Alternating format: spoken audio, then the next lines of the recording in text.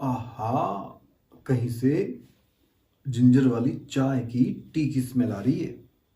चाय पीना आपने, तो ये जिंजर वाली टी की जो स्मेल आ रही है, तो चाय बनते हुए जब देखा आपने तो उसमें क्या करते हैं, लास्ट में टी लीव्स को अलग करने के लिए स्ट्रेनर का इस्तेमाल करके टी को अलग कर लेते हैं। और टी लीव्स स्ट्रेनर में, चालनी में ऊपर छूट जाती है ना।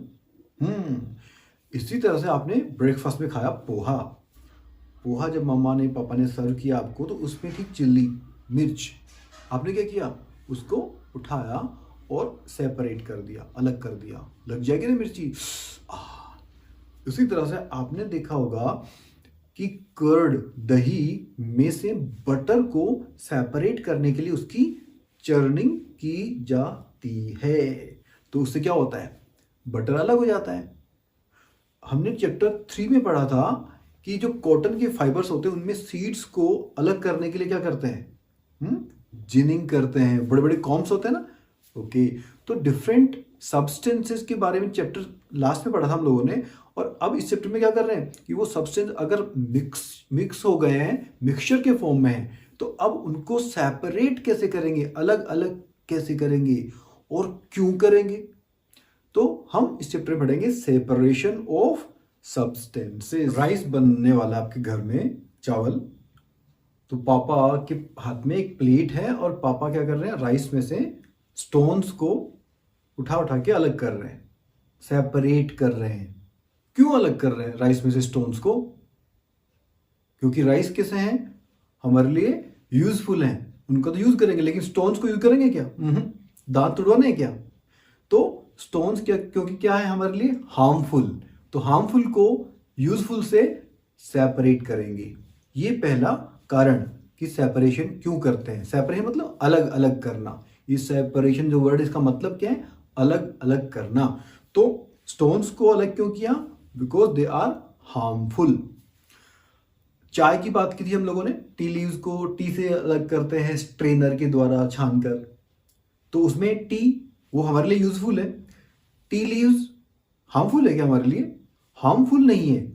कई बार टी लीव्स आ भी जाती हैं चाय में, टी में, तो हमें उससे कोई हार्म नहीं होता, नुकसान नहीं होता, लेकिन वो हमारे लिए यूजफुल नहीं है। तो इसका मतलब उसको अलग क्यों करते हैं?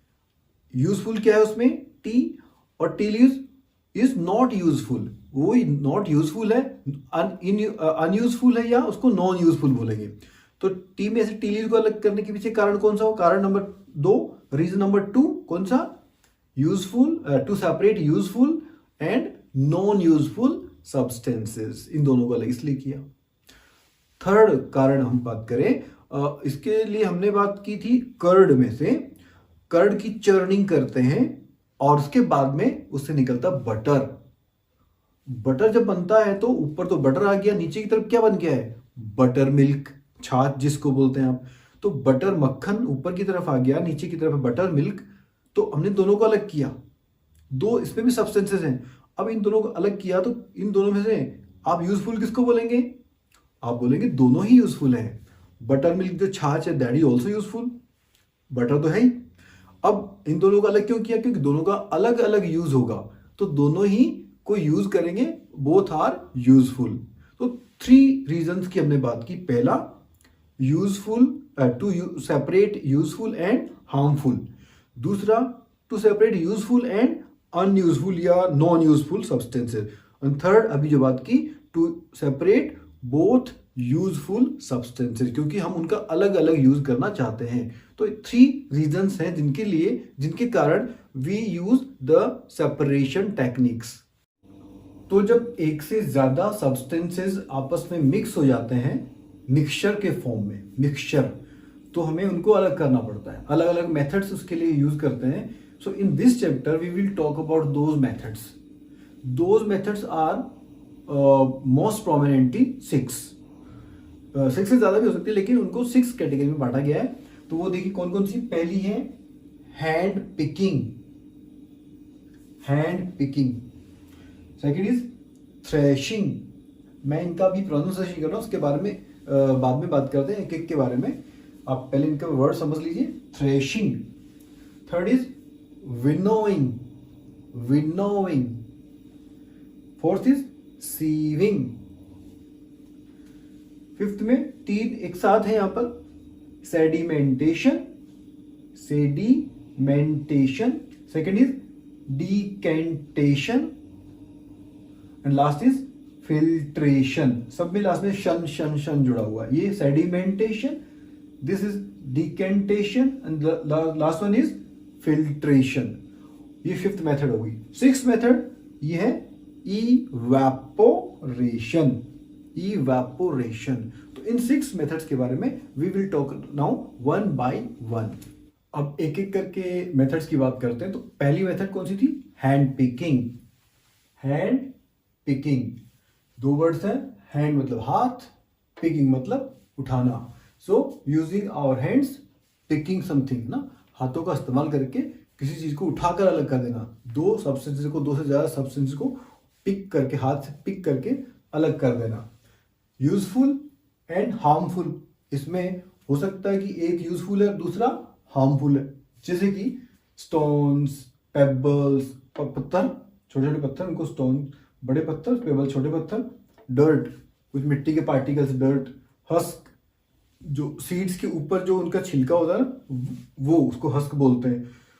फ्रॉम ग्रेन्स और पल्सेस, ग्रेन्स मतलब अनाज और पल्सेस मतलब दालें। इनके अंदर ये जो स्टोन्स हो सकते हैं, पेबल्स छोटे पत्थर, डर्ट मिट्टी हो सकती है, हस्क इनके छिलके हो सकते हैं, इनको अलग करते हैं। ग्रेन्स का मतलब अनाज, राइस, व्हीट एटसेट्रा, और दालें, पल्सेस का मतलब दालें। तो इनसे इनको अलग करते हैं। इसका मतलब ये सब क्या है? स्टोन्स, पेबल्स, डर्ट, हस्क क्या है? हमारे लिए यूजफुल तो नहीं है ना, हमारे लिए क्या है? हार्मफुल। तो हार्मफुल को यूजफुल से अलग करते हैं। यूजफुल कौन है इसमें? ये वाली चीजें, ग्रेन्स। और हार्मफुल क्या? Stones, pebbles, dirt and husk. दूसरा, यूजफुल एंड यूजफुल को भी अलग करने में हैंड पिकिंग काम आती है। जैसे कि एप्पल फ्रॉम मैंगोज का ढेर लगा है, मैंगोज है खूब सारे, उनमें से एप्पल को अलग करना। कुछ एप्पल भी उनमें गलती से है, या एप्पल के अंदर मैंगोज है, या कोई चीकू गिरा हुआ एप्पल के अंदर, तो उसको हम हाथ से उठाकर अलग कर लेंगे। सो दैट इज हैंड पिकिंग। अब इसमें जो इम्प्योरिटी जिनको अलग कर रहे हैं, जैसे हम इसकी बात करें तो मोस्टली उनका क्या है? आर स्लाइटली लार्जर, वो थोड़ी बड़ी होती है, उनको हाथ से उठाकर अलग करना इजी होता है। अगर वो बहुत छोटी होती तो मुश्किल होता ना। तो इसलिए इम्प्योरिटीज आर स्लाइटली लार्जर, थोड़ी सी बड़ी होती है। तो that was method number 1। Method number 2, threshing, THRESHING है। इसमें यहां पर ई है, ये ई है। अगर यहां पर ए हो जाएगा तो थ्रैशिंग हो जाएगा। वो थ्रैश करना मतलब किसी की पिटाई करना। और ये थ्रेशिंग, इसमें THRESH है, इसका मतलब भी पिटाई करना होता है। लेकिन वो जो ये ई वाली जो पिटाई, थ्रेशिंग जिसकी हम बात कर रहे हैं, ये तो किसकी पिटाई है? प्लांट्स के स्टॉक्स की, डंडियों की, जो फसलें हैं उनकी डंडियों की पिटाई करना, तब वो तो कहलाता है थ्रेशिंग। अगर थ्रैश किया जाएगा, THRA आएगा, अगर ए आएगा तो किसी इंसान की, ह्यूमन बीइंग की पिटाई, उसको बोलते हैं थ्रैश। तो ये लेकिन यहाँ पे थ्रेशिंग, तो पिटाई दोनों जगह हो रही है। तो थ्रेशिंग ये वाली जो है, the process to separate grains from stalks. Stalks मतलब प्लांट्स की डंडियां। जब प्लांट्स, फसलों के जो प्लांट्स हैं, क्रॉप्स के प्लांट्स जब सूख जाते हैं, उनके बीज पक जाते हैं, तो उनकी जो डंडियां होती है ना, स्टेम ब्रांचेस वगैरह, इनको क्या बोलते हैं इकट्ठा? स्टॉक्स। तो उन स्टॉक्स में से जो बीज होते हैं, सीड्स, उनके ऊपर लगे होते हैं ना, ब्रांचेस पर, स्टेम्स पर, तो उनको अलग करने के लिए उनको पीटा जाता है, उन स्टॉक्स को। तो उन स्टॉक्स से वो ग्रेन्स के सीड्स अलग हो जाते हैं। तो separate grains from the stocks is threshing. Okay, तो इसमें क्या करते हैं आप? ये कब होता है? After harvesting of crops. इसके लिए क्या करते हैं? जब क्रॉप्स पक जाती हैं, उसके बाद उनको काट लिया जाता है स्टेम्स के साथ में, छोटे छोटे डंडियों के साथ में। तो उस जो क्रॉप की हार्वेस्ट, उसको बोलते हैं हार्वेस्टिंग। तो उसके बाद में होती है थ्रेशिंग, फिर सीड्स को अलग किया जाता है। 2 तरीके से की जा सकती है हार्वेस्टिंग, सॉरी थ्रेशिंग। एक तो है मैनुअल, दूसरा है मैकेनिकल। मैनुअल में क्या जुड़ा हुआ है? MAN, मतलब ह्यूमन बींग्स, हम करें अपने हाथों से, बाई हैंड, अपनी मेहनत लगाए, पसीना बहेगा, दो दैट इज मैनुअल। दूसरी है मैकेनिकल। मैकेनिकल में H तो साइलेंट है, इसकी तो आवाज नहीं आती, ठीक है, लिखना जरूर है लेकिन। तो मैकेनिकल एक्चुअली बना किससे? मशीन से बना है। तो मशीन्स होती हैं कुछ, आपने ट्रैक्टर के साथ में जुड़ी हुई मशीन देखी होगी, जिनको थ्रेशर बोलते हैं। तो बाई थ्रेशर मशीन का इस्तेमाल करके ये थ्रेशिंग की जो प्रोसेस है वो जल्दी हो जाती है, फास्ट हो जाती है, टाइम कम लगता है। तो इसमें क्या करते हैं, किसको अलग करते हैं, जो सीड्स हैं, ग्रेन्स हैं, उनसे उनकी डंडियों को अलग करते हैं। तो यूजफुल एंड नॉन यूजफुल, इनको अलग किया। Third method is winnowing. Winnowing, winnowing में खास बात है उसका जो वर्ड का फर्स्ट पार्ट है वो, WIN, एक्चुअली ये WIND, इसको आप याद रख सकते हो, WIND। विंड मतलब होता है चलती हुई एयर, हवा। तो उसका इस्तेमाल इसमें मेथड में किया जाता है। जब प्लांट्स की हार्वेस्टिंग हो गई, इसके बाद थ्रेशिंग हो गई। अब थ्रेशिंग के बाद में क्या करेंगे, क्योंकि थ्रेशिंग करने से क्या हुआ, उसके अंदर सीड्स भी हैं और उनके छिलके भी हैं।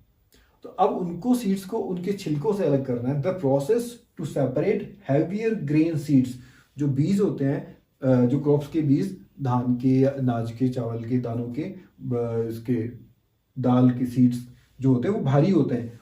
हैवियर, ज्यादा भारी, किसके मुकाबले, फ्रॉम लाइटर हस्क और चाफ। दो पार्ट्स यहाँ पर, एक तो आया हस्क, दूसरा है चाफ।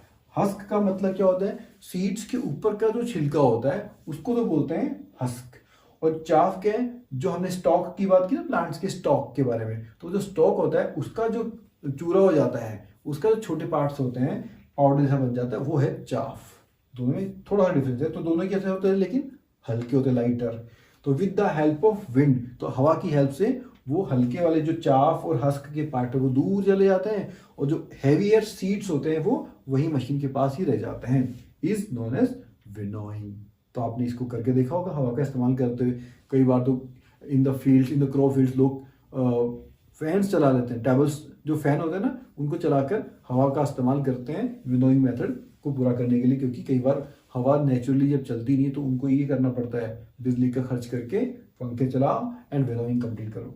तो इसमें क्या होता है, आफ्टर थ्रेशिंग, थ्रेशिंग करने के बाद होगी, क्योंकि तभी डंडियां अलग हो जाएंगी, उसका क्या बन जाएगा, भूसा बन जाएगा, मतलब हस्क या चाफ बन जाएगी। तो उसके बाद में इसका मेथड का इस्तेमाल करते हैं। यूजफुल एंड नॉन यूजफुल, इसमें भी हमारे लिए यूजफुल क्या है, ग्रेन्स। ग्रेन से अलग किसको किया हमने, हस्क किया, चाफ को। ये हमारे लिए यूजफुल नहीं है, क्या है, non useful. Husk and chaff, लेकिन ये हमारे लिए तो नॉन यूजफुल है, तो हम इसलिए हम नॉन यूजफुल लिखेंगे, क्योंकि हम ह्यूमन बींग्स की बात कर रहे हैं इस चैप्टर में भी। तो लेकिन जो चाफ बनेगी, जो हस्क बनेगी, अच्छा हस्क और चाफ में डिफरेंस आपको समझ आ गया ना। किसी भी सीड के चारों तरफ जो छिलका होता है उसका, उसको तो बोलते हैं हस्क। और चाफ का मतलब वो जो सीड था, जिस प्लांट में लगा हुआ था, उस प्लांट की जो ब्रांचेज है, उसका जो स्टेम है, वो जो उसका कचरा जो होगा उसको बोलेंगे चाफ। वो चाफ किसके लिए बहुत अच्छा है, use as fodder for cattle. ये दोनों ही, हस्क एंड चाफ, दोनों कैटल के लिए फोडर के रूप में काम आते हैं। फोडर मतलब फूड, हमारा फूड वो तो फूड गलत है, और कैटल मवेशियों का, गाय भैंसों का, उनका जो फूड है वो क्या कहता है, फोडर, है ना जी बात। हमारा जो फूड है, खाना, हम उसको तो लिखते हैं FOOD, और ये हमारा है। अब इसकी बात नहीं कर रहे, हम बात किसकी करें, फोल्डर की, जिसे DD आ गया है, वो किसके लिए, कैटल के लिए। नेक्स्ट मेथड इज सीविंग, जिसमें सीव का इस्तेमाल होता है। हमने शुरुआत में, चैप्टर की शुरुआत में बात की सीव के बारे में। तो सीव, चालनी, to separate substances of different sizes, ऐसे दो सब्सटेंस हैं जो कि साइज में अलग है, बाय यूजिंग ए सीव, तो उनको सीव के द्वारा अलग किया जा सकता है, चालनी के द्वारा, इज नोन एज सीविंग, जिनका साइज अलग अलग है। एक छोटा साइज है, एक का बड़ा साइज है। तो इसमें यूजफुल एंड नॉन यूजफुल को अलग करते हैं। एक यूजफुल है इसमें और एक नॉन यूजफुल है। जैसे example, bran from wheat flour. Daily आपके घर में चपाती बनी है व्हीट की फ्लोर की, व्हीट फ्लोर में गेहूं का आटा, तो उसमें से हम, उस गेहूं के आटे में से हम ब्रान को सीव से छानकर अलग करते हैं। ऊपर ब्रान आ जाता है, ब्रान का मतलब व्हीट के जो सीड्स थे उनका छिलका, वो ब्रान, उसको अलग कर देते हैं। तो इसमें सीव का इस्तेमाल किया। ब्रान का साइज क्या है, बड़ा, और व्हीट के फ्लोर का साइज क्या है, छोटा। तो व्हीट फ्लोर नीचे चले जाता है और सीव में कौन बच जाता है, ब्रान। इसी तरह से पेबल्स और स्टोन्स फ्रॉम सैंड, बालू मिट्टी में से पेबल्स या स्टोन्स को अलग करने के लिए भी बड़ी बड़ी सीव्स का इस्तेमाल करते हैं। कहाँ, जहाँ पे कोई कंस्ट्रक्शन वर्क चल रहा होता है, कोई बिल्डिंग का कंस्ट्रक्शन वर्क चल रहा है, वहां पर सैंड से पेबल्स या स्टोन्स को, स्टोन बड़े होते हैं, पेबल्स छोटे होते हैं, इनको अलग करने के लिए भी बड़ी बड़ी सीव्स का इस्तेमाल करते हैं। और ये टिल्टेड, स्लैंटेड, झुकी हुई बड़ी बड़ी सील को वहां पे इस्तेमाल करते हैं। नेक्स्ट मेथड है जिसमें कि हमने बात की 3 मेथड्स इकट्ठी शामिल है, सेडिमेंटेशन, डिकेंटेशन एंड फिल्ट्रेशन। तीनों के बारे में बात करते हैं। तो टू सेपरेट ये एक्चुअली किस काम आती है? To separate insoluble. In the last chapter we had talked about the properties of materials, उसमें बात की थी हमने इनसोल्यूबल और immiscible substances from a mixture.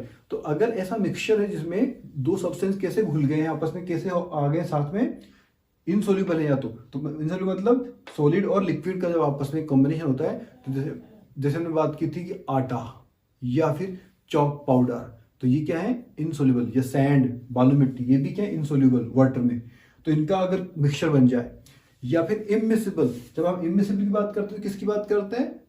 2 या 2 से ज्यादा लिक्विड्स की बात करते हैं, क्योंकि लिक्विड्स ऐसे लिक्विड्स जो आपस में मिक्स नहीं होते हैं, 2 अलग अलग लेयर बनाते हैं। हमने बात की थी वाटर एंड ऑयल के बारे में। तो अगर ऐसे लिक्विड्स आपस में मिक्स हो जाते हैं तो उनके लिए भी ये मेथड्स ही काम आती हैं। तो कैसे काम आती है? सेडिमेंटेशन की बात करें पहले शुरुआत में, ये कैसे होता है? तो सॉलिड और लिक्विड, अगर 2 ऐसे सब्सटेंस है जिसमें एक सॉलिड है एक लिक्विड है, जैसे कि हमने बात की कि जो लिक्विड है तो वाटर और सॉलिड कौन है? सैंड, बालू मिट्टी। तो क्या होगा? After some time heavier component, अगर ये मिक्सचर है रख दिया जाए इसको बिना डिस्टर्ब किए, तो क्या होगा? आफ्टर सम टाइम जो हैवियर कंपोनेंट है, भारी कौन है दोनों में ज्यादा? सॉलिड। तो ये हैवियर हो गया। ये क्या है? लिक्विड पानी, वाटर। ये कैसा हो गया? लाइटर। तो जो हैवियर कंपोनेंट है वो क्या हो जाता है? सेटल्स डाउन, वो नीचे बैठ जाता है। ये एस लगा हुआ है लास्ट में, ई के बाद में एस लगा हुआ है, सेटल्स डाउन, नीचे बैठ जाता है। कौन? सैंड वाले पार्टिकल, क्योंकि वो सॉलिड है और वो हैवियर है। एट द बॉटम, पैंदे में बैठ जाते हैं आफ्टर सम टाइम, कुछ समय के बाद में। It is known as sedimentation. तो आपने ऐसा कई जगहों पे किया होगा, करके देखा होगा या होते हुए देखा होगा। एग्जाम्पल, सैंड प्लस वाटर, तो इसमें सैंड सेटल डाउन हो जाएगी नीचे, भारी ज्यादा है।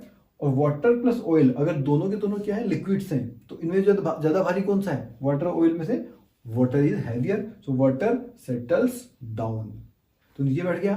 तो ये कौन सी प्रोसेस है? सेडिमेंटेशन। इसमें जो हैवियर पार्टिकल है जो कि इनसोल्यूबल होता है या फिर इमिसिबल होता है, तो जो ज्यादा हैवी है वो बॉटम में सेटल डाउन हो जाता है, इसको बोलते हैं क्या? सेडिमेंटेशन। अब क्या करेंगे? अब नीचे पैने में बैठ गया तो सैंड बैठ गई या वाटर बैठ गया, तो अब ऊपर वाले जो सब्सटेंस ऊपर जो है उसको अलग कर लेंगे। उस मेथड का नाम है डिकेंटेशन, रिमूवल ऑफ, हटा लेना वाटर को या ऑयल को आफ्टर सेडिमेंटेशन। सेडिमेंटेशन जब हो गया तो पैने में क्या बैठ गया? या तो सैंड बैठ गई या वाटर और ऑयल के केस में नीचे कौन बैठ गया? वाटर। तो ऊपर वाला जो पार्ट है उसको हम अलग कर लेंगे। क्या करेंगे उसके लिए? बाय टिल्टिंग, मतलब झुकाना, एंड पॉरिंग और उंडेलना। क्या?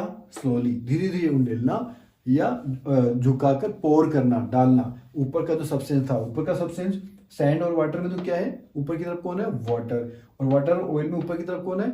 ऑयल। तो इसमें ऑयल को पोर करेंगे दूसरे किसी पॉट के अंदर, बर्तन में, और पहले वाले में सैंड वाटर वाले में वाटर को किसी दूसरे सब्सटेंस में हम डालेंगे। उसके लिए क्या करेंगे? जिस बर्तन में इन दोनों का मिक्सचर है उसको हम थोड़ा सा टिल्ट करेंगे, थोड़ा झुकाएंगे और स्लोली डालेंगे। अगर स्लोली नहीं करेंगे तो क्या होगा? जो बॉटम में बैठ गया था ना काफी टाइम के बाद में सेडिमेंटेशन हुआ था, तो वापस वो हिलने के कारण वो ऊपर आ जाएगा, इसलिए वो भी चला जाएगा दूसरे बीकर में, दूसरे पॉट में, दूसरे बर्तन में। इसलिए slowly, by tilting and pouring slowly. Example, water from sand, तो सैंड नीचे बैठ जाएगी और वाटर ऊपर की तरफ है, उसको धीरे धीरे दूसरे पॉट में डाल देंगे। अब जैसे हम अगर बात करें चाय के छानने के बारे में, टी लीव्स को टी से अलग करने के लिए इस्तेमाल करते हैं हम किसका? स्ट्रेनर का, चालनी का, जिसमें कि जो टी लीव्स होती है ऊपर रह जाती हैं। अगर आपको ये बोला जाए कि आप इसके लिए डिकेंटेशन मेथड का इस्तेमाल करो, चाय को फिल्टर करने के लिए, उसमें से जो टी लीव्स है उनको अलग करने के लिए आप डिकेंटेशन यूज कीजिए, will you be ready for that? नहीं होंगे ना। क्यों? Because may be with the decantation process some tea leaves में गेट अप, ऊपर की तरफ आ जाए, and they come back, they come in the tea, वो चाय में आ जाए। ऐसा पॉसिबल है, क्योंकि 100% उसके बारे में एक्यूरेसी नहीं बोल सकते। लेकिन अगर हमने दूसरा काम किया, कौन सा वाला? जो हम स्ट्रेनर का इस्तेमाल करते हैं, स्ट्रेनर का इस्तेमाल करके चाय छानते कप के अंदर, तो वो जो स्ट्रेनर का इस्तेमाल है, that is process number 3, filtration. हमने क्या किया, उसको चाय को, टी को फिल्टर किया, तो उसमें जो टी यूज थी वो ऊपर रह गई, नीचे कौन, ओनली चाय गई। To separate solid from liquid, insoluble में ही बात करेंगे। ऐसे इनसोल्यूबल ऐसे हैं तो लिक्विड को अलग करना है सॉलिड में से, ठीक है। तो हमने बात की यहाँ पर रेत वाली, तो रेत क्या है, सॉलिड, और लिक्विड क्या है, वाटर। तो वाटर में सॉलिड को अलग करना, इनसोल्यूबल जो होगा। यूज ऑफ ए स्ट्रेनर, इसमें स्ट्रेनर का इस्तेमाल करना पड़ता है। इनसोल्यूबल सॉलिड रिमेन्स अबोव इन स्ट्रेनर, और जो घुला नहीं है सॉलिड वो कहाँ रहता है, स्ट्रेनर में ऊपर की तरफ होता है। जैसे कि टी लीव्स फ्रॉम टी, चाय से टी लीव को अलग करेंगे तो टी लीव ऊपर की तरफ रहती है ना, तो उसको आदमी क्या करेंगे, जब उसमें फिल्टर करेंगे तो ओनली कौन बच जाएगा, ऊपर की तरफ टी लीव्स, नीचे चाय चली जाएगी। T next, seeds and pulp from fruit और वेजिटेबल जूसेस। आप डेफिनेटली कभी ना कभी कोई ना कोई फ्रूट जूस पिया होगा या वेजिटेबल कोई जूस पिया है, तो हो सकता है कोई, तो जब भी ऐसा किया जाता है वो क्या करते हैं, उसको फिल्टर करते हैं, उसमें से सीड्स को और पल्प को अलग करके इसके बाद में आपको सर्व करते हैं। तो वहां पर भी किसका इस्तेमाल हो रहा है, फिल्टर का इस्तेमाल हो रहा है। तो this method is known as filtration. अब एक्टिविटी का टाइम, एक्टिविटी करनी है आपको, बड़ी इजी एक्टिविटी है, और इससे हम सेपरेशन के बारे में और अच्छे से समझ सकेंगे कि सब्सटेंसेस को, अलग अलग सब्सटेंस को जो मिक्सचर में है उनको अलग सेपरेट कैसे करें। एक्टिविटी, तो ऑब्जेक्टिव क्या है, हम ये एक्टिविटी कर क्यों रहे हैं, उसका ऑब्जेक्टिव मतलब उद्देश्य क्या है।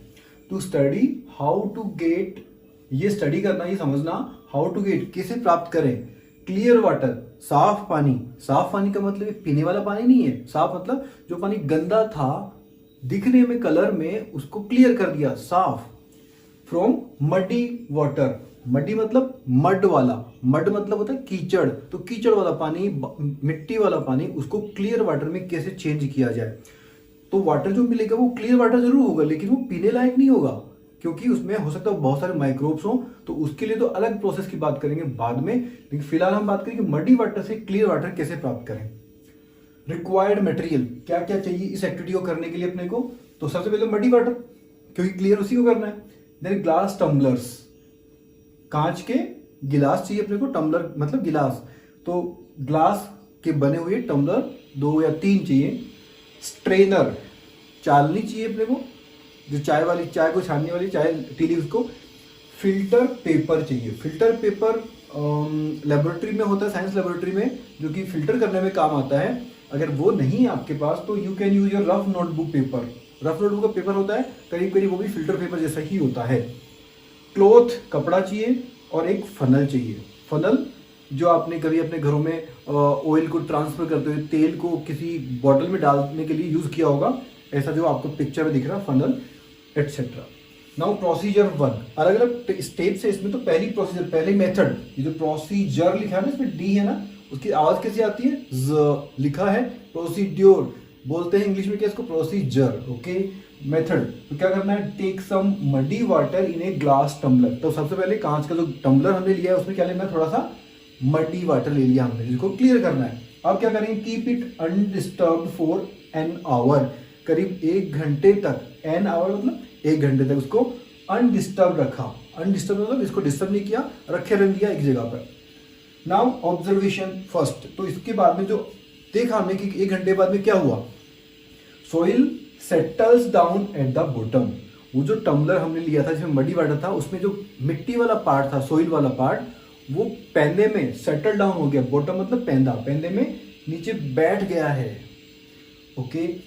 आप बता सकते हैं कौन सी मेथड हुई, पैंदे में बैठ गया, वो हैवी पार्टिकल्स हैं, इनसोल्यूबल हैं, तो इसको बोलते हैं, यस, इसको बोलते हैं सेडिमेंटेशन। तो सेडिमेंटेशन के कारण जो इनसोल्यूबल सॉलिड पार्टिकल्स थे, उसके अंदर मिक्सचर थे, सब्सटेंस थे मिट्टी वाले, वो नीचे पैने में बैठ गए। अब क्या करना है, प्रोसीजर नंबर 2। अब सेकंड पार्ट स्टेप क्या करनी है, slightly tilt the tumbler. Slightly मतलब थोड़ा सा, टिल्ट मतलब झुकाना है टम्बलर को, जो पहला वाला टम्बलर उसको थोड़ा सा टिल्ट किया, झुकाया। अब क्या करना है, पोर द वाटर। अब इसके ऊपर जो पानी आ गया है, नीचे की तरफ मिट्टी बैठ गई है, उस ऊपर वाले पानी को पोर करना है, उंडेलना है, धीरे धीरे करना है। इनटू अनदर टम्बलर, दूसरा जो हमने गिलास ले रखा, टम्बलर ले रखा, उसमें स्लोली, धीरे धीरे। तो क्या होगा, ऑब्जर्वेशन नंबर 2, क्या देखेंगे हम, ऑब्जर्वेशन मतलब हमने क्या देखा, इसके बाद में क्या होगा, the water in second tumbler is still not clear. तो पानी उसमें आ गया, पहले वाले जो गिलास था उसमें छूट गई मिट्टी और सेकंड वाले में आ गया ऊपर वाला पानी, लेकिन अभी भी वो पानी ना क्लियर नहीं मिला है। उसमें कलर में चेंज तो आया है, हल्का हुआ है, बट अभी भी कलर क्लियर नहीं हुआ है। अब प्रोसीजर नंबर 3, स्टेप नंबर 3 क्या करेंगे, फिल्टर द वाटर। अब इस पानी को, जो सेकंड गिलास में पानी आ गया है, इसको क्या करेंगे, फिल्टर, छानेंगे। पहले किसे छानेंगे, स्ट्रेनर से, चालनी से। तो चालनी से छानने से आपको लगता है कुछ चेंज आएगा? नहीं आएगा, क्योंकि उसके जो होल्स हैं वो बहुत बड़े हैं, इन सॉइल के पार्टिकल्स को छानने के लिए सफिशिएंट नहीं है वो। फिर कपड़े का इस्तेमाल करेंगे, क्लॉथ का इस्तेमाल करेंगे, तो हो सकता है क्लॉथ से उसका कलर में काफ़ी चेंज आए, मतलब काफ़ी हल्का हो। लेकिन सबसे अच्छा तरीका कौन सा है, फिल्टर पेपर का इस्तेमाल करके।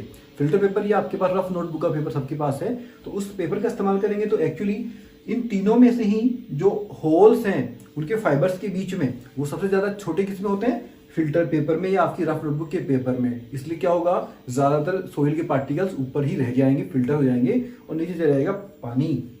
सो मडी वाटर हैज़ बीन, ये ऑब्जर्वेशन नंबर 3, सॉलिड पार्टिकल्स, जो मिट्टी के सॉलिड पार्टिकल्स थे, इनसॉल्युबल जो है मिट्टी, remained on filter paper. Filter paper के ऊपर ही रह गई वो पार्टिकल्स, और नीचे कौन चला गया, muddy water has been changed into clear water, और पानी बन गया क्लियर। क्लियर हो गया। कंक्लूजन, तो निष्कर्ष क्या निकला इसका, इनसॉल्युबल इम्प्योरिटीज, इनसॉल्युबल मतलब जो घुलते नहीं है, मिट्टी पानी में नहीं घुलती है तो इनसॉल्युबल है, और इम्प्योरिटी है, अच्छी तो है नहीं, आर सेपरेटेड, तो ये अलग हो गई। तो इस मेथड से हमने जाना कि इनसॉल्युबल इम्प्योरिटीज को हम किस तरह से सेपरेशन की मेथड्स की का इस्तेमाल करके अलग करते हैं। आपने अपने कपड़े वॉश किए, वॉश कर सकते हैं आप, ओके, आपके पेरेंट्स ने किए, आप भी कर सकते हैं, very good. So you washed your clothes and after that उनको ड्राई होने के लिए आपने क्लॉथ लाइन पे सुखा दिया। सो आफ्टर सम आवर्स, 2-3 घंटे के बाद में, यू सा दैट द वाटर, उन कपड़ों में जो पानी था, दैट इज नॉट देयर, वो गायब हो गया। वाव, डिसअपियर, जादू हो गया। उसी तरह से इन समर सीजन, गर्मियों के मौसम में, द वाटर बॉडीज जो होती हैं, रिवर, पॉन्ड्स, डैम्स, इनमें सब में जो पानी होता है, इवन वेल, कुएं, उनमें भी तो वाटर होता है, वो काफ़ी हद तक कम हो जाता है। वो पानी कहाँ गया, वो वाटर कहाँ जादू से गायब हो गया, डिसअपियर हो गया? वो वाटर कहाँ चला गया? वो एक्चुअली वाटर सनलाइट की हीट के कारण वेपर में कन्वर्ट हो गया। वाटर की क्या बन गई, वाटर वेपर। आपने कभी देखी वाटर की वेपर? पानी को गर्म करते हैं आपके घर में, तो आपने पानी के ऊपर की तरफ, ऊपर वेपर को निकलते देखा होगा ना, जब पानी उबलना शुरू करता है। ओके, तो वाटर का इस तरह से वेपर में बदलना सनलाइट के कारण, this process is known as evaporation. वहां पे पानी है ना, गर्म हुआ है, उबला नहीं है। आप कभी रिवर के पानी में उंगली डाल के देखिए, आपको ठंडा एहसास होगा ना, उबल नहीं रहा है वो, लेकिन फिर भी वो किसमें बदल गया है, वेपर में। तो this change of water into water vapor due to the heat of sunlight is known as evaporation। तो क्या इस मेथड का इस्तेमाल भी किया जाता है क्या सेपरेशन के लिए? यस, हम आगे एक एक्टिविटी की बात करेंगे और उसके बाद में पता लगाएंगे कि क्या इस मेथड का इस्तेमाल कर सकते हैं किसी में। एक और एक्टिविटी कीजिए, इस पर क्या करना है आपको, इसमें एक ग्लास का टम्बलर या कोई और पॉट लेना है आपको, उसमें आपको थोड़ा सा पानी लेना है। You have to take some water in that tumbler, और बीकर, लेबोरेटरी की बात करते हैं, बीकर का इस्तेमाल करते हैं। Now you have to boil that, you have to heat, actually sorry, heat करना, गर्म करना है इस पानी को। जैसे आपने गर्म करना शुरू किया, after some time you will see that steam is coming out from the water. Water से स्टीम निकलकर ऊपर की तरफ जा रही है। ऊपर क्यों जाती है? क्योंकि स्टीम जो है पानी की, वाटर की जो स्टीम है, वो एक्चुअली लाइट वेट होती है, हल्की होती है, इसलिए ऊपर जाती है। आपने बलून को देखा, बलून भी ऊपर जाते हैं हवा भरने के बाद में, हल्के हो जाते हैं। तो स्टीम हल्की होती है, ऊपर जाती है। किसके कारण हुआ ये? उसको हीट दी हमने। अभी इसके पहले हमने एक्टिविटी में बात की कि इवेपोरेशन में आपके कपड़े जो सूखते हैं, उनका पानी है वो, उनको गर्म नहीं करना पड़ता। एक्चुअली सन की हीट के कारण ही वो वाटर वेपर में बदल जाता है। यहाँ पर इस एक्टिविटी हम ये बात करें कि पानी को गर्म करना है, हीट देना है, वो पानी गर्म होगा, उसके बाद में उसकी वेपर बनेगी। तो ये दोनों ही तरीकों में रिजल्ट तो एक ही हो रहा है, क्या? वेपर बन रही है, लेकिन एक में तो नेचुरली हो रहा है सनलाइट की हीट के कारण। अभी जो एक से एक्टिविटी की बात कर रहे हैं, इसमें हम उसको हीट दे रहे हैं तो पानी गर्म हो रहा है। तो जो नेचुरली होता है वो सब जगह हो रहा है। जहाँ पर भी कोई वाटर है, वो अपने घर के अंदर वाटर रखा है, बाहर रखा है, वाटर बॉडीज के अंदर है, सब जगह होता है, कहीं पर ज़्यादा कहीं पर कम। क्या? वाटर वेपर में चेंज होने की प्रोसेस, जिसका नाम क्या है? इवेपोरेशन। लेकिन जहाँ पर गर्म किया जाता है उस पानी को, वहाँ इस प्रोसेस का नाम इवेपोरेशन नहीं होता। रिजल्ट तो वही है, लेकिन वहाँ पर क्योंकि हम गर्म कर रहे हैं पानी को, तो ये प्रोसेस जो सेकेंड वाली है इसको बोलते हैं वेपोराइजेशन। एक तो थी इवेपोरेशन जिसमें नेचुरली सनलाइट के कारण पानी गर्म हो रहा था, ये वाली जो गर्म नहीं हो रहा था, सॉरी, चेंज हो रहा था वाटर वेपर में। जो वाटर बॉडी का पानी कभी आपने देखा होगा गर्म नहीं होता है, तो वो तो इवेपोरेशन। लेकिन जब हम पानी को बॉईल करते हैं, हीट देते हैं, गर्म करते हैं, तब वो पानी बदलता है वाटर वेपर में, तो इस प्रोसेस का नाम है वेपोराइजेशन। तो वेपोराइजेशन में हमें पानी को गर्म करना पड़ता है। दोनों का रिजल्ट लेकिन एक ही है। तो आपने वो जो टम्बलर में पानी को गर्म किया था, आफ्टर सम टाइम पानी पूरा गायब हो गया, डिसअपीयर्ड। कहाँ चला गया? वेपर बन के अप इन द एयर। अब अगर आप करें काम कि एक गिलास फिर से टम्बलर लीजिए कांच का, और उस टम्बलर में इस बार वाटर में थोड़ा सा सॉल्ट डिजोल्व कीजिए। सॉल्ट मतलब कॉमन सॉल्ट, आपका खाने का नमक जो होता है अपने घरों में इस्तेमाल करने वाला, आप इसको डिजोल्व कीजिए। स्टीर करेंगे तो डिजोल्व हो जाएगा, हिलाएंगे तो अब क्या आपको सॉल्ट नज़र आ रहा है? नहीं नज़र आ रहा। कोई कलर में चेंज आया? कलर में भी कोई चेंज नहीं आया, सॉल्ट भी गायब हो गया। अब आपने उस पानी को गर्म करना शुरू किया, आपने उसको हीट दी, गर्म करना शुरू किया, तो क्या हुआ? फिर से वाटर की वेपर बनना शुरू हुई, ऊपर जाने लगी। आफ्टर सम टाइम आप देखेंगे कि उस ग्लास के टम्बलर जिसमें आपने वाटर में सॉल्ट को डिजोल्व किया है, पानी सारा गायब हो गया, लेकिन बॉटम में देखिए क्या दिख रहा है आपको? क्या? ये तो सॉल्ट बच गया है। वाओ! तो सॉल्ट को वाटर से अलग करने के लिए इस मेथड का इस्तेमाल कर सकते हैं, मतलब हम। यस, क्योंकि वाटर की तो क्या बन जाएगी? वेपर।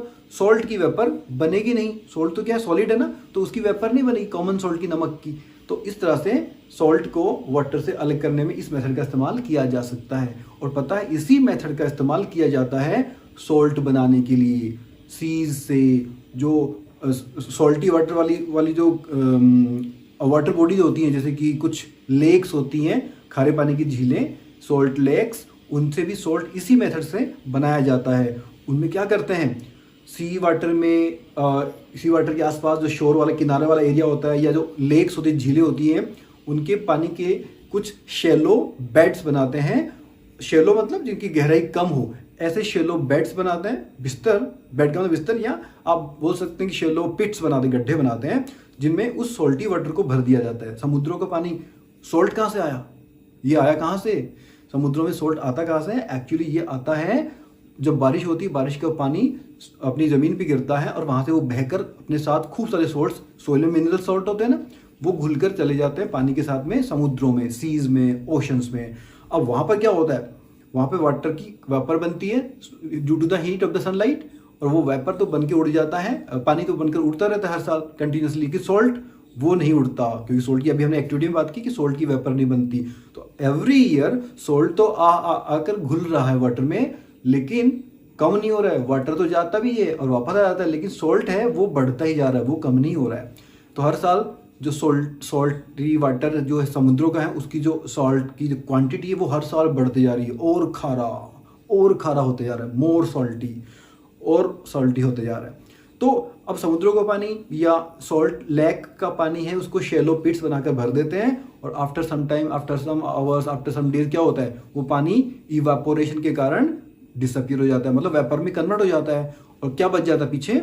सॉल्ट बच जाता है। एक्चुअली समुद्रों में केवल हमारा खाने वाला नमक ही नहीं, उसमें डिफरेंट टाइप्स के सॉल्ट्स होते हैं, क्योंकि जो सॉइल होती है उसमें बहुत सारे मिनरल सॉल्ट्स होते हैं, हमने बात की थी ना, सॉइल में न्यूट्रिएंट्स होते हैं, मिनरल सॉल्ट्स होते हैं, तो उनमें जो खाने वाला नमक है वो भी शामिल है।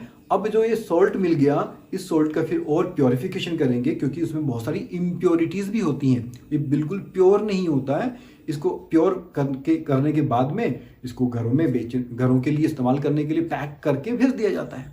तो इस तरह से सॉल्ट बनाने की ये प्रोसेस, इसमें भी सेपरेशन की मेथड का इस्तेमाल किया गया। कौन सी मेथड थी ये वाली? इवेपोरेशन। आपको दिया गया है सॉल्ट एंड सैंड का मिक्सचर। सॉल्ट मतलब नमक, सैंड मतलब बालू मिट्टी। आप इसको सेपरेट कैसे करेंगे? हैंड पिकिंग से? नहीं ना, सॉल्ट, नमक और मिट्टी दोनों मिक्स हो गए हैं, तो हैंड पिकिंग से काम नहीं चलेगा। तो क्या करेंगे? इसके लिए जो काम करेंगे उसके लिए देखो क्या करेंगे। सबसे पहले we will take a beaker और एक टम्बलर लेंगे, और इन दोनों को इस मिक्सचर को डाल देंगे उस टम्बलर में। अब उसमें थोड़ा पानी ऐड करेंगे, we will add some water. Water add करने से क्या होगा, इसमें जो सॉल्ट है वो तो वाटर में डिजोल्व हो जाएगा, और जो सैंड है वो क्या हो जाएगी, अब तक हमने पहले की एक्टिविटीज में बात की थी ना, क्या हो जाएगा उसका सेडिमेंटेशन, क्योंकि वो इनसोल्यूबल है। अब वो पेंदे में बैठ गई तो अब क्या, और जो सोल्ट था वो पानी में डिजोल्व हो गया। अब क्या करें, अब हम इस टम्बलर का डिकेंटेशन करेंगे, मतलब इसको स्लोली दूसरे टम्बलर में ट्रांसफर करेंगे। तो क्या होगा, सैंड जो थी नीचे की तरफ पेंदे में वो तो पहले वाले टम्बलर में रह जाएगी, और ऊपर वाला जो वाटर है जिसमें सॉल्ट मिक्स हो गया है, घुल गया है, डिजोल्व हो गया है, वो क्योंकि सोल्यूबल है, सैंड इनसोल्यूबल है, तो ये दूसरे टम्बलर में चला गया पानी। अब क्या करेंगे, जो सोल्टी वाटर हमारे पास दूसरे टम्बलर में आ गया, सैंड पहले वाले में चली गई है, लेकिन हो सकता है कुछ इसमें सैंड बची हो, तो क्या कर सकते हैं हम उसका कर सकते हैं फिल्ट्रेशन, छान कर। तो अब कंप्लीटली सैंड अलग हो गई है, अब सॉल्टी वाटर है। अब सॉल्टी वाटर से कैसे प्राप्त करेंगे हम सॉल्ट, तो इसके लिए हम क्या करेंगे, इसके जस्ट पहले वाली एक्टिविटी हमने क्या किया था, उसमें वाटर से वाटर वेपर बनाना, तो उसमें सॉल्ट बच जाएगा। तो इसके लिए क्या करेंगे, हम एक केटल लेंगे, केतली, आप जानते हैं केटल, जिसमें एक उसका मुंह होता है, क्या बोलते हैं इसको, स्पाउट। तो जब हम केटल को गर्म करेंगे, केटल में ले लेंगे इसको सॉल्टी वाटर को और गर्म करना शुरू करेंगे। आफ्टर सम टाइम क्या देखेंगे, दैट फ्रॉम द स्पाउट, जो केतली का जो मुंह है वहाँ से वेपर बनकर बाहर आना शुरू हो गई है। अब आप क्या करेंगे, जब उसमें वेपर बनकर आना शुरू हो गई है, मतलब पानी बॉयल होना शुरू हो गया है, तो अब क्या करेंगे, एक मेटल की प्लेट, स्टील की प्लेट, उसमें रखेंगे आइस के क्यूब्स, बर्फ रखेंगे थोड़ी सी, और उसको जो स्पाउट है उसके ऊपर रखेंगे, जिसके ऊपर की तरफ आइस है, नीचे प्लेट का पैंदा है। तो प्लेट कैसी हो गई, ठंडी हो गई उसके कारण, बर्फ के कारण। अब नीचे से स्पाउट में निकल के कौन आ रही है, गर्म वाटर वेपर, ठंडी प्लेट से टकरा रही है। तो क्या होता है पता है, वहां से टकराने के कारण, और जो प्लेट है उसको थोड़ा सा हमने तिरछा रखा हुआ है, तो ये वाटर वेपर जो गर्म थी वो ठंडी प्लेट से टकराने के कारण वाटर की छोटी छोटी ड्रॉप्स में बदल रही है। ओके, और ये ड्रॉप्स बदल के नीचे टपक रही हैं, तो नीचे हमने एक पॉट रख लिया है, तो वाटर की वेपर चेंज होकर ठंडी होने के कारण बदल गई वाटर में वापस से। इस तरह से इस प्रोसेस को, जो वाटर वेपर का ठंडा होने के कारण इसका वापस रूप बदल गया, किस में आ गया, वो वाटर में बदल गई है। तो this process is known as condensation. Condensation, ये कंडेंसेशन आपने अपने घरों में भी देखा है। सपोज आपके घर में मिल्क गर्म किया जा रहा है, और मिल्क को गर्म करने वाले जिस पॉट को आपने यूज किया उसके ऊपर एक ढक्कन लगा हुआ, लिड लगा हुआ है, उस ढक्कन के नीचे की तरफ की पैंदे में अगर आपने देखा होगा तो पानी की छोटी छोटी ड्रॉपलेट्स आपने देखी हैं। तो ये कैसे हुआ, क्योंकि नीचे से वाटर, जो मिल्क है उसमें वाटर डेफिनेटली होता है, गाय भैंस भी मिलाकर ही देती है, नेचुरली पानी होता है उसमें, मतलब तो वो वाटर है ना, वो गर्म होने के कारण वेपर बन रहा है, वो वेपर बन के ऊपर जा रहा है, टकरा रहा है किससे, पैंदे, उसके ऊपर जो ढक्कन लगा है उससे टकरा रहा है। अब उससे टकराने के कारण, क्योंकि नीचे जो पॉट रखा है हमने, जो पतीली रखी है, वो तो नीचे से गर्म हो रही है, लेकिन जो ढक्कन है पतीली के मुकाबले ठंडा है, उतना गर्म नहीं है, हो सकता है ये भी गर्म हो लेकिन उतना गर्म नहीं है। तो इस दूध के मुकाबले, वाटर वेपर के मुकाबले ये अभी ठंडा है, तो ठंडे ढक्कन से टकराएगी कौन, वाटर वेपर, जो कि कैसी है, गर्म है। तो अभी जो हमने बात की केतली वाली जो एक्टिविटी उसमें, तो ऐसे यहाँ पर भी क्या होता है, वाटर वेपर जो गर्म है वो ठंडे ढक्कन से टकराती है, और उसका क्या हो जाता है, कंडेंसेशन। किसमें चेंज हो जाती है वो, वाटर की छोटी छोटी ड्रॉपलेट्स में। तो इस तरह से कंडेंसेशन से वो केटल का सारा वाटर जो है वो वेपर बन के ऊपर आएगा, बाहर आएगा, और कंडेंसेशन से पहले तो क्या होगा, वेपराइजेशन, और कंडेंसेशन से उसको पानी में बदल लिया, और धीरे धीरे सारा पानी थोड़ी देर बाद में गायब हो जाएगा केटल में से, और पैंदे में क्या बच जाएगी, केटल में सॉल्ट बच जाएगा। तो इस तरह से सॉल्ट से सैंड को अलग करने के लिए हमने एक मेथड का इस्तेमाल नहीं किया, सबसे पहले सेडिमेंटेशन किया, फिर डिकेंटेशन किया, उसके बाद में फिल्ट्रेशन किया, और लास्ट में हमने कंडेंसेशन किया। तो एक से नहीं, 4 मेथड से सेपरेशन हुआ। तो many times we have to use more than one method for the separation of substances। एक ही से ज्यादा मेथड्स का इस्तेमाल करना पड़ता है हमें कई बार कुछ सब्सटेंसेस को मिक्सचर में से अलग करने के लिए। हमने जो इस एक्टिविटी की बात की ना, तो पहली ने भी अपने घर पे वो एक्टिविटी की थी, पहली आपकी दोस्त। तो उसने क्या किया, उसने सॉल्ट एंड सैंड को मिक्सचर को अलग करने के लिए पानी का इस्तेमाल तो किया, लेकिन उसने पानी थोड़ा लिया, ज्यादा पानी लिया नहीं। तो क्या हुआ, लास्ट में जितना सॉल्ट शुरू में लिया था ना, तो सैंड तो पहले वाले टम्बलर में अलग हो गई थी, इसके बाद में हमने गर्म किया था पानी को, तो लास्ट में जब उसने नमक देखा तो नमक उतना नहीं मिला जितना कि शुरू में उसने लिया था सैंड में मिक्स करने के लिए। कहाँ गया ये सॉल्ट, क्यों नहीं प्राप्त कर पाई वो, कहाँ चला गया, गायब कहाँ हो गया, वेपर बन गई क्या, वेपर तो बन नहीं सकती, तो कहाँ है। तो इसका पता लगाने के लिए क्या एक्टिविटी करते हैं, इसमें क्या करेंगे, इसमें हमें चाहिए टम्बलर चाहिए, गिलास, एक स्पून चाहिए और सॉल्ट चाहिए, ठीक है, और पानी चाहिए, डेफिनेटली वाटर तो चाहिए। तो 4 चीज़ चाहिए। अब क्या करेंगे, हम टम्बलर में आधा कप पानी भरेंगे और उस टम्बलर में 1 स्पून, 1 चम्मच सॉल्ट डालेंगे, स्टिर करेंगे, गायब। फिर एक और चम्मच डालेंगे सॉल्ट की भरकर और फिर स्टिर करेंगे, वो भी घुल जाएगा, डिजोल्व हो जाएगा। क्यों सॉल्ट क्यों डिजोल्व हो जाता है, because salt is soluble in water, हम पहले पढ़ चुके लास्ट चैप्टर्स में। अब ऐसा करते करते हर बार हम 1 स्पून उसमें डिजोल्व करते हैं, वो स्टिर करते हैं, गायब हो जाती है। तो कुछ आफ्टर सम स्पून्स, कुछ स्पून्स घुलने के बाद में अब इसमें आपने 1 चम्मच और घोली, तो आपको लगा कि वो इस बार है ना डिजोल्व करने पे डिजोल्व नहीं हुई है, वो सॉल्ट उसके पैने में बैठ गया है। इसका मतलब क्या हुआ कि अब उसमें और सॉल्ट को डिजोल्व करने की कैपेसिटी नहीं रही है। तो अब ये जो सॉल्यूशन है जिसमें अब और नहीं घोल सकते सॉल्ट को, ये सॉल्यूशन कहलाता है सैचुरेटेड सॉल्यूशन। सैचुरेटेड सॉल्यूशन, ये सॉल्यूशन सैचुरेटेड हो गया। अच्छा, इसके पहले जब इसमें शुरुआत में 1-2 चम्मच ही घोली थी तब तो इसमें और घोल सकते थे, तब ये सॉल्यूशन कैसा था, अनसैचुरेटेड सॉल्यूशन, मतलब सैचुरेट नहीं हुआ था, अनसैचुरेटेड मतलब इसका पेट नहीं भरा था नमक से, और नमक इसमें घुल सकता था। जब पेट भर गया, पेट भर गया मतलब आपको समझाने की बात कर रहा हूँ, जब इसमें और सॉल्ट नहीं घुल सकता, पूरा सॉल्ट जितना घुल सकता उतना घुल गया और सॉल्ट नहीं घुल रहा, तब क्या हुआ, इसका नाम हो गया सैचुरेटेड सॉल्यूशन। ओके, अब इसमें और घोलना पॉसिबल नहीं है, तो अब जो भी और घोल रहे हैं वो कहाँ जा रहा है, वो पैने में बैठ रहा है। तो पहली ने बताओ क्या किया था, पहली ने यही किया था, उसने पानी लिया था कम और सॉल्ट ले लिया ज़्यादा, तो वो सॉल्ट कहाँ रह गया, पैने में। पैने में कौन थी, इन द बॉटम सैंड थी, मिट्टी थी, वो मिट्टी के अंदर ही रह गया, वो सैंड के साथ ही मिक्स कर रह गया वो सॉल्ट। तो जब हमने गर्म किया था तो वाटर तो उड़ गया, लेकिन वो जो डिकेंटेशन के पहले ही सैंड के साथ ही रह गया, एक्स्ट्रा जो नमक, ज़्यादा नमक उसने लिया था वो वाला। ओके, तो इसमें हमने ये जाना कि हमें पानी कितना, मतलब पानी की कितनी भी क्वांटिटी में कितना भी नमक घोल दो, दिस इज नॉट राइट। हम मतलब जैसे हमने बात की कि इस आधा कप में 4, 5, 6 चम्मच घुलेंगी, तो ऐसा नहीं कि इसमें आप 10 चम्मच भी घोल दो, 20 भी घोल दो, हर एक उस पानी की क्या है, एक कैपेसिटी है सैचुरेटेड होने की। क्योंकि अब ये पानी सैचुरेटेड हो गया है, इसमें अब और सॉल्यूशन और सॉल्ट घोलना पॉसिबल नहीं है। मान लो अगर आपको इसी पानी में, पानी आपके पास और नहीं है और इसमें आपको और सॉल्ट डिजोल्व करना है, तो क्या करेंगे, पानी और नहीं देना। अगर पानी डालेंगे तो और सॉल्ट घोल सकते हैं, लेकिन पानी मान लो सफिशिएंट नहीं है आपके पास और, तो क्या करेंगे। तो उसका एक सॉल्यूशन है, आपको लेना होगा दूसरी मेथड का इस्तेमाल आपको करना होगा। क्या करना पड़ेगा, आपको इसको गर्म करना पड़ेगा।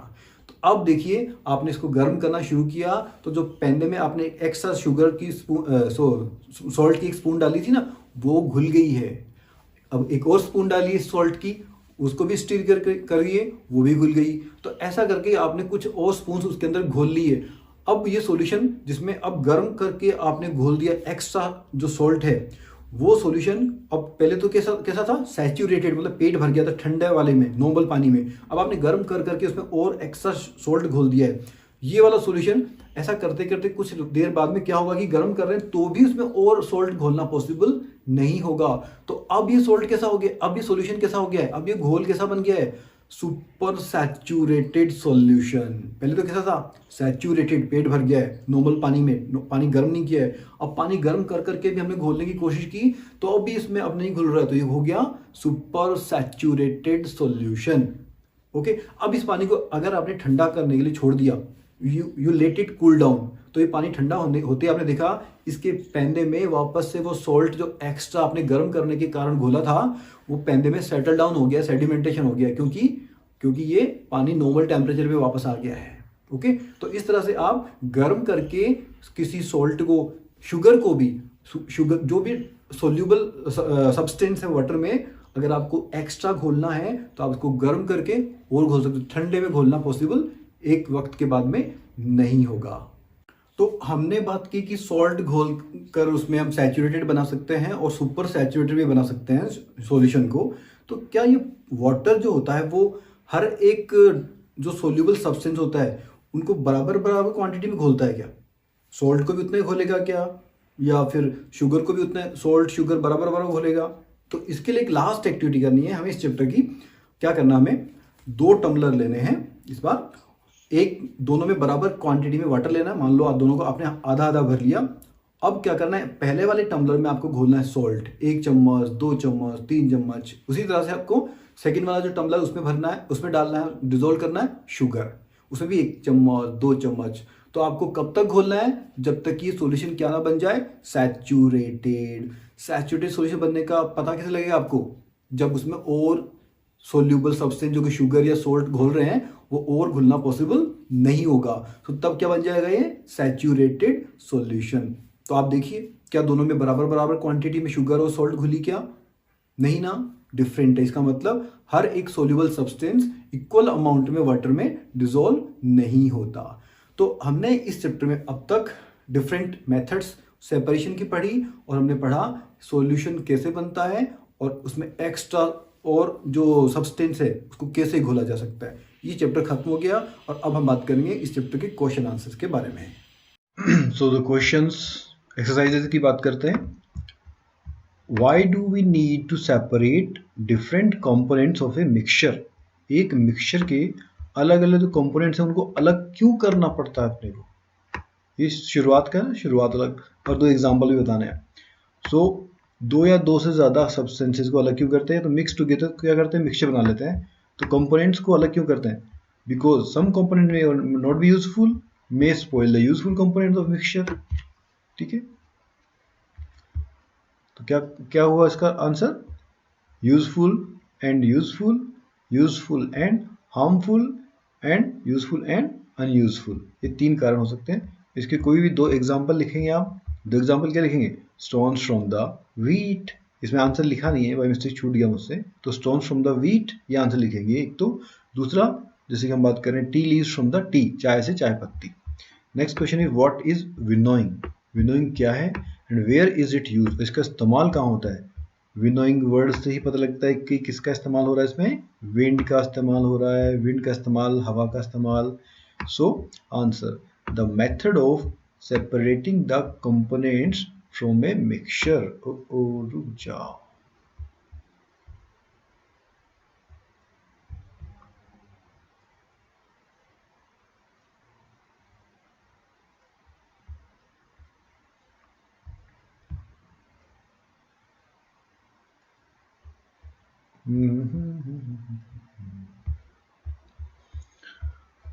मिक्सचर से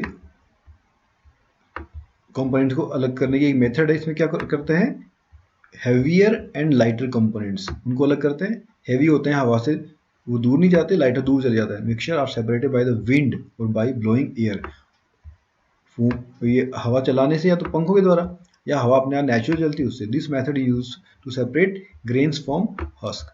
तो जो ग्रेन्स की, जो अनाज की जो हस्क है उसका छिलका वो दूर चले जाता है उड़कर। Next third question, how will you separate husk और dirt particles from a given sample of pulses before cooking? Cooking के पहले दाल, पल्सेस मतलब दालें, उसके सैंपल में से अगर कुछ डर्ट के पार्टिकल्स हैं, कुछ हस्क के पार्टिकल, तो आप कैसे अलग करोगे? अभी ऊपर ही आ गया हस्क वाला ना, तो husk and dirt particle separated from dirts by winnowing करके हम उसको उछाल छाल के विनोइंग करते हैं उसकी। Okay, next, what is sieving? Sieving क्या है and where it is used?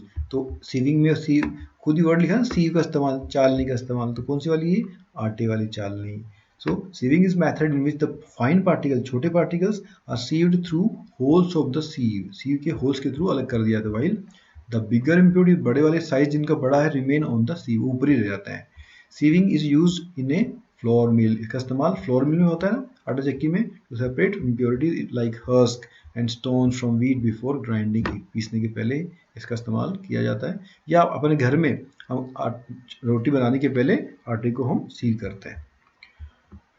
How will you separate sand and water from the mixture में से सैंड को वाटर को अलग कैसे करेंगे? तो इसमें एक मेथड काम नहीं आएगी ना, ज्यादा काम आएगी। देखिए, sand and water are separated from their mixture by the following step. पहला, the mixture is allowed to stand without any disturbance, बिना डिस्टर्ब के उसको रोक रखे रहने दीजिए। नाउ सैंड सेटल डाउन, मिट्टी नीचे बैठ जाएगी। इस प्रोसेस का नाम क्या हुआ? Sedimentation. Now slowly pour the water into another container to obtain sand in the bottom. तो बॉटम में सैंड को रखने के लिए, दूसरे में पानी ले जाने के लिए क्या करना पड़ेगा? उसको धीरे धीरे स्लोली पॉर करना पड़ेगा दूसरे कंटेनर में। इसको क्या बोलेंगे प्रोसेस को? सेकंड स्टेप का नाम क्या हुआ? डिकेंटेशन। ओके, अलग हो गई। सिक्स्थ क्वेश्चन है, is it possible to separate sugar? Sugar को अलग करना पॉसिबल है क्या? फ्रॉम विद व्हीट फ्लोर, गेहूं के आटे से। अगर यस कर सकते हैं तो कैसे करेंगे? तो आटे से हम गेहूं के आटे से शुगर को, चीनी को अलग कर सकते हैं। Yes, it is possible. कैसे करेंगे? देखिए, आप लोग अगर चालनी से छानेंगे तो क्या होगा? आटा और चीनी दोनों नीचे गिर जाएंगे ना, लेकिन हम चालनी का इस्तेमाल, सीविंग का इस्तेमाल नहीं करेंगे। एक से ज़्यादा मेथड काम आएंगी इसमें भी। It is possible to separate sugar mix with wheat flour by the following method. तो पहले क्या करेंगे? Mix sugar and wheat flour in water. दोनों को मिक्स है दोनों ऑलरेडी, तो पानी में घोलेंगे। तो पानी में घोलने में क्या होगा? Stir the solution to allow sugar to dissolve. तो शुगर तो उसमें घोलने से घुल जाएगी। और आटा क्या होगा? Now filter the mixture. तो क्या होगा? Filtrate contain sugar. तो उसको जब छाना तो उसमें कौन था? ओनली शुगर थी, और आटा उसी बीकर में पहले वाले में रह गया, क्योंकि वो उसमें डिसॉल्व नहीं होता। तो फिल्ट्रेट, जो फिल्टर होकर जो गया है, उसमें क्या आ गया है? जो लिक्विड वाला पार्ट, उसमें शुगर, एंड नीचे जो बच गया है वो आटा बच गया। तो दो मेथड का इस्तेमाल किया। पहले शुगर घुली और फिर पैने में बैठ गया आटा। आटा पैने में बैठ गया, उसको बोलेंगे सेडिमेंटेशन। और इसको हमने दूसरे पॉट में डाल लिया, मीठे वाले पानी को, चीनी वाले पानी को। तो इस मेथड का नाम डिकेंटेशन।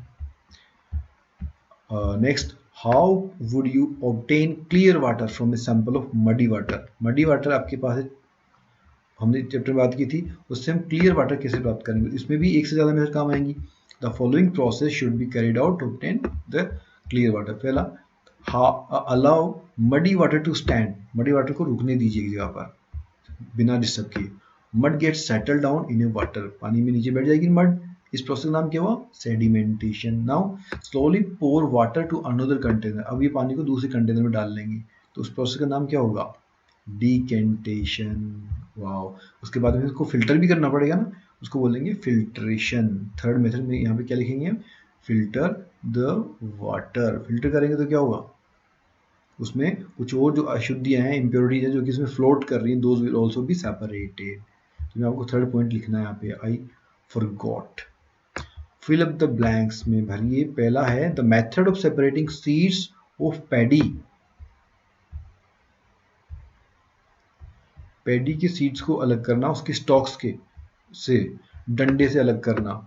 इस मेथड का नाम थ्रेशिंग। हम बात करें डंडे से अलग करना। When milk cooled after boiling, जब मिल्क को कूल किया जाता है बॉईल करने के बाद में, is poured into a piece of cloth, the cream is left behind it, और क्रीम बच जाती है पीछे की तरफ। This process of separating cream from milk is an example of. तो कौन सी प्रोसेस है? क्या किया हमने? कपड़े का इस्तेमाल किया ना, क्रीम बच गई, तो क्या हुआ? फिल्ट्रेशन। फिल्टर होके मलाई क्रीम ही बच गई। Salt is obtain from sea water by the process of. Sea water में से सॉल्ट को कैसे प्राप्त करते हैं?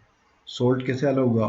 लास्ट में बात की थी इसके बारे में। तो क्या कहते हैं? पानी का इवेपोरेशन होता है नेचुरली। तो यहाँ पे लिखेंगे इवेपोरेशन। वेपर बन जाती है, ऊपर चली जाती है, नमक बच जाता है। Impurity settled at the bottom. Impurity bottom में सेटल हो जाती है। Muddy water was kept overnight in a bucket. हमने इस एक्टिविटी की बात की थी, तो एक रात में रखा तो इम्प्योरिटी जो थी बॉटम में सेटल डाउन हुई। The clear water was poured off from the top. और उस क्लियर वाटर के ऊपर वाला पानी है उसको हमने ऊपर से धीरे धीरे डाला। The process separation use in the example is called. तो ये कौन सी प्रोसेस है जो धीरे धीरे डाल रहे हैं ऊपर से? ये प्रोसेस है डिकेंटेशन, तो सेकेंड मेथड है। ओके, नाइन्थ क्वेश्चन, ट्रू और फॉल्स बताना है। Mixture of milk and water can be separated by filtration. Filter करके हम मिल्क और वाटर को अलग कर सकते हैं। कर सकते हैं? डेफिनेटली नहीं कर सकते। False. Next, a mixture of powdered salt and sugar. चीनी और नमक दोनों मिक्सचर हो गया है, तो इनको प्रोसेस ऑफ विनोइंग अलग कर सकते हैं विंड से। ऊपर से डालेंगे दोनों अलग हो जाएंगे क्या? नहीं होंगे। फॉल्स ये भी। Separation of sugar and from T, चाय में से शुगर को अलग करना, can be done with the filtering, filtration कर सकते, छान कर अलग कर सकते हैं क्या चाय में से चाय शुगर को, चाय की पत्ती को तो कर सकते हैं, टी लीफ को कर सकते हैं, लेकिन शुगर को नहीं कर सकते, तो this is also false. Grain and husk, दाने अनाज के, एंड हस्क उनका छिलका, can be separated with the process of decantation, तो डिकेंटेशन के द्वारा इनको अलग कर सकते हैं। तो कहाँ डिकेंटेशन, कहाँ छिलका अलग करने की बात, ये फॉल्स है। डिकेंटेशन तो क्या करते हैं, हमने क्लियर वाटर करने की प्राप्त करने की बात की थी ना, धीरे धीरे डालते हैं दूसरे कंटेनर में। Last question is lemonade, lemonade पिया आप लोगों ने, गर्मी में पीते हैं ना लेमन का जूस, तो lemonade is prepared by mixing lemon juice and sugar in water, इसमें लेमन होता है, लेमन का जूस होता है, शुगर और चीनी भी होती है, ये डालकर बनाया जाता है लेमन जूस। अब क्वेश्चन क्या है, यू विश टू ऐड, आप चाहते हैं कि add ice to the cool it, तो इसको अगर इसमें आइस डाल दिया तो कितना ठंडा लगेगा, तो आइस कब डालेंगे, should you add ice to the lemonade before और आफ्टर डिजोल्विंग शुगर, तो शुगर घोलने के पहले डालेंगे इसमें आइस, या शुगर घोलने के बाद में डालेंगे, ओके। तो in which case would it be possible to dissolve more sugar, ज़्यादा शुगर कब घुलेगी, तो जब हम बात करते हैं आइस के बारे में, तो आइस इसमें डालेंगे शुगर घोलने के बाद में, अगर हमने पहले डाल दी ना शुगर आइस, तो क्या होगा, वो पानी क्या हो जाएगा, वो जूस क्या हो जाएगा, ठंडा हो जाएगा, और ठंडे में और घोलना पॉसिबल नहीं होता। It is possible to add more sugar before adding ice, ice डालने के पहले ही काम करना पड़ेगा। So that is the chapter concludes here, thank you.